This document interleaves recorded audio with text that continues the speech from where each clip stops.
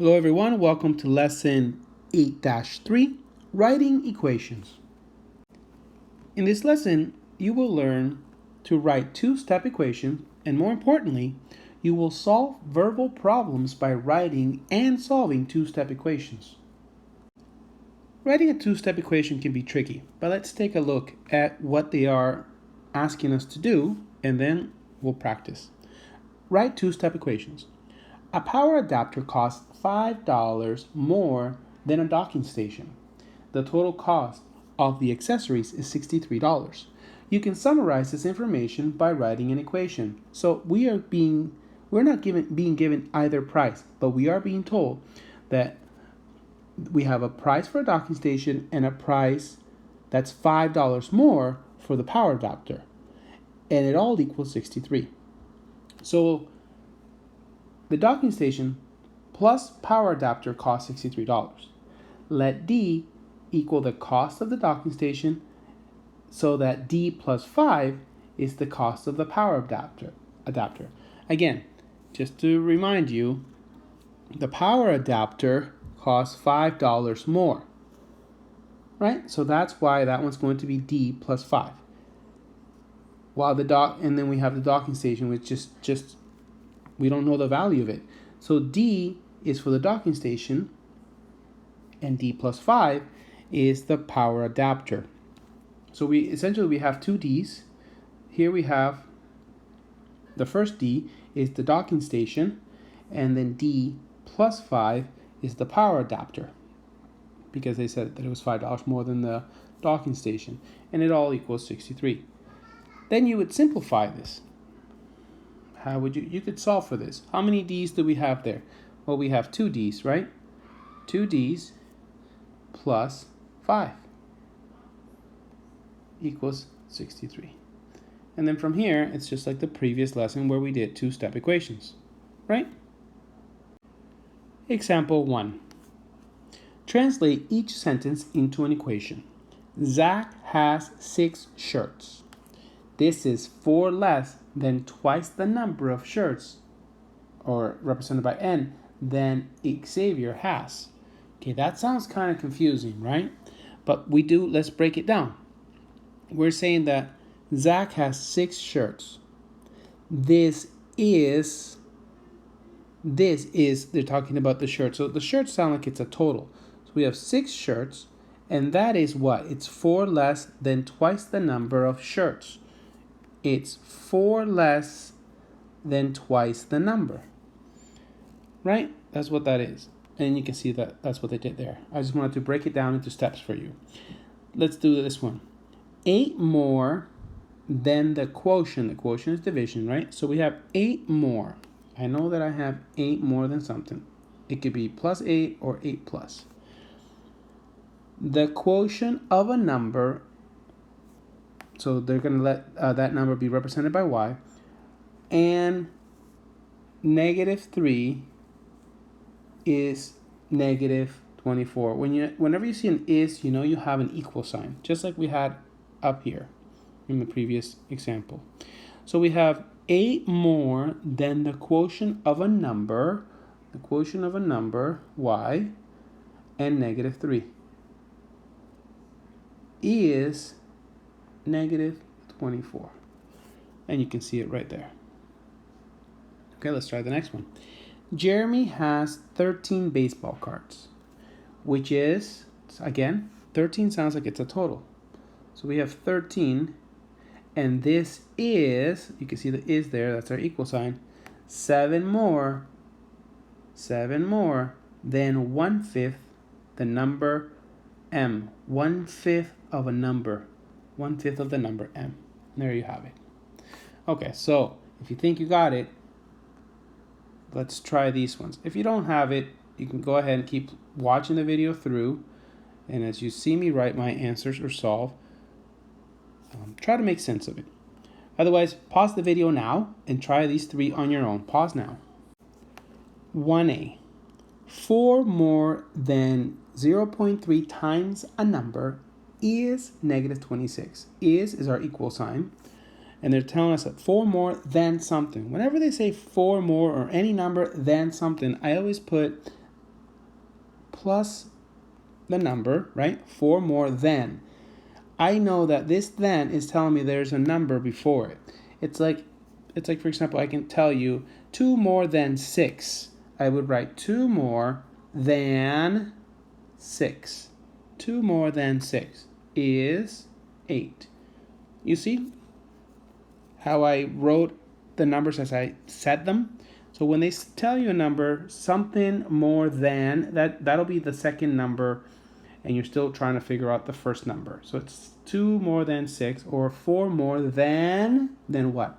0.3 times a number. 0.3 times a number, times n, I guess, or x, or whatever we want to make it. I like working with x. 0.3x plus 4, and then they tell you is. You see that? And is our equal sign, negative 26. Okay? 1b. Hannah has 24 stickers. This sounds like a total to me. As soon as they tell you she has 24 stickers, that's a total. And then they tell you this 24 sticker is, and that's an equal sign, that is. So let's try that.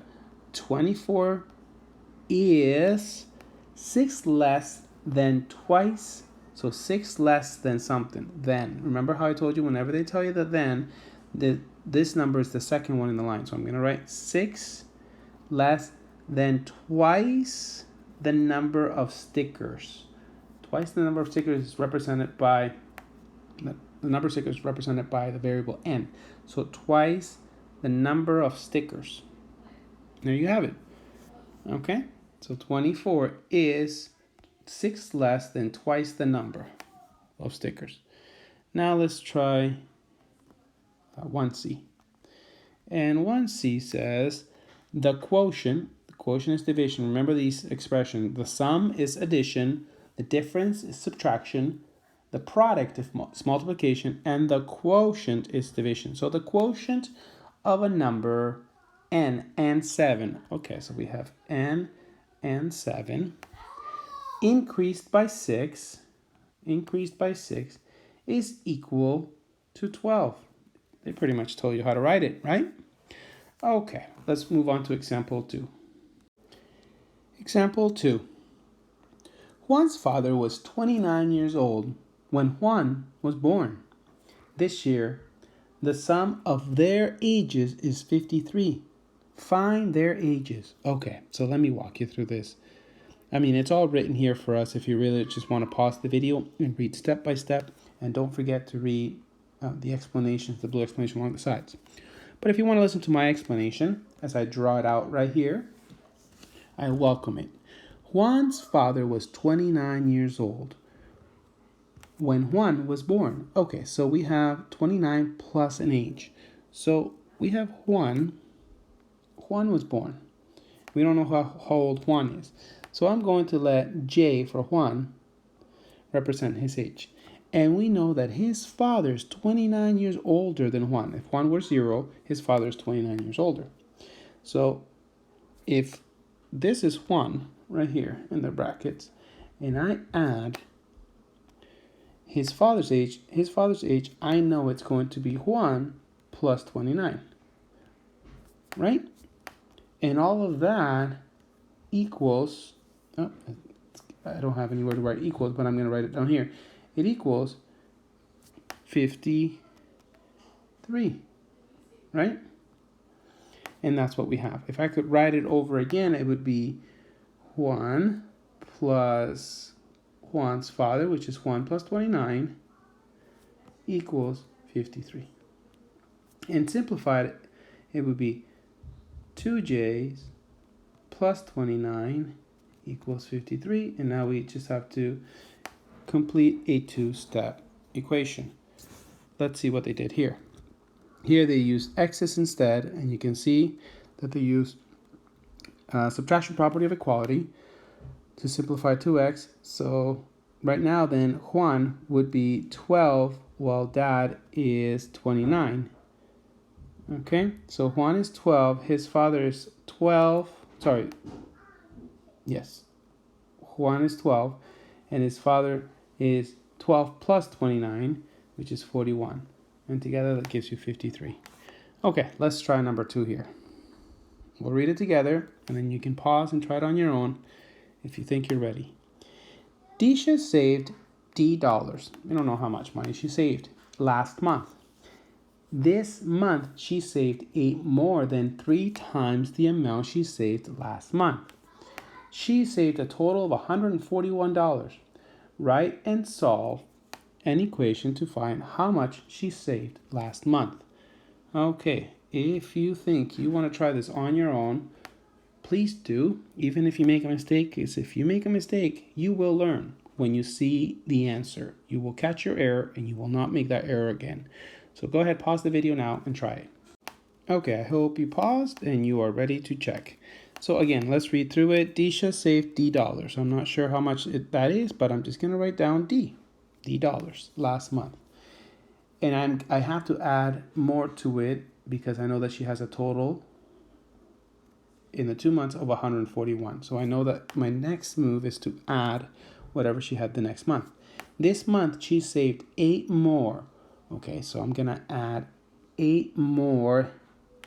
Then remember how 8 more will be the plus 8, and now I have to figure out what number this is.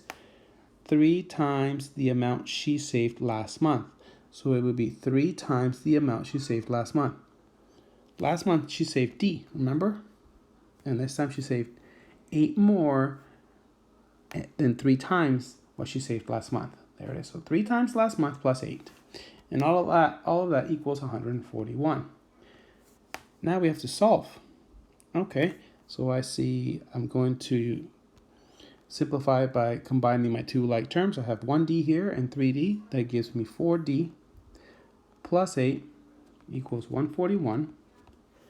Okay, I can use subtraction property of equality to get rid of this 8, or I can just simply bring it over to the other side and invert the operation. So it would be 4D equals, well, if I take this to the other side and I subtract it, okay, it's going to give me 133, right? Am I doing that? Yes. 133. And now, in order to isolate my variable D, I have to divide both sides by 4. So divide this side by 4 and divide this side by 4. That's called division property of equality. Or if you'd like to do the invert by isolating, you can simply do the opposite operation of this 4 on the other side. Over here we have multiplication, so it would be division on this side. It's the same thing. So divide by 4 and divide by 4. This becomes 1, so 1D. Simply just write D. And 133 divided by 4 works out to be 33.25. Now, $33.25 is what Disha saved last month, right? That's what she saved last month. What's the question? Write and solve an equation to find how much she saved last month. Okay, so we're done because that's all she saved last month. So she saved that last month, $33.25, and then the following month she saved 3 times this amount, you can see here, plus another $8. Therefore, she saved $33.25 last month. That answers the question. And for the second part of our lesson, 2-step verbal problems. In some real-world situations, you start with a given amount and then increase the amount at a constant rate. Let's see here. Logan collected pledges for the charity walkathon. He will receive total contributions of $65.50 plus $21.75 for every mile that he walks. How many miles will he need to walk to raise $370? So it looks like we have a constant, right? A constant value, a base that he starts with, which is he's being given, so $65.50, plus $21.75 for every mile. So it's $21.75 per mile. I'm going to put an M there, and the total for that will be $370. Right? There we go. So, and you can see that right here. If you'd like to pause and read these steps, by all means, go ahead. Okay, so if that's that, then we would just simply solve doing a 2-step process. Okay, so let's try this one together. Yasmin bought 6 DVDs, all at the same price, so 6 times the price. The tax on her purchase was $5.04, so that's going to be plus that. And the total was $85.74. What was the price for each DVD? Okay, so I have 6 DVDs. I'm just going to use 6 Ds plus $5.04. Oops, $5.04 tax equals $85.74. Right? And there we go. So now we just solve. Again, I would use subtraction property of equality to get rid of the 504, or simply carry over to this side and invert the operation, so it would become minus 504. And then I'm left with 8070, right? And on this side I'm left with 6D. I'll write D lowercase. Divide both sides by 6 in order to isolate my variable. Okay, so I'm left here with 1D, or just simply write D. And on the other side, I am left with 1345. 80.7, or $80.70 divided by 6 is 1345. So what's our answer? Well, therefore, each DVD cost $13.45, and that's what they were asking. What was the price of each DVD? That answers the question. Okay, everyone, that's it for today. See you next class.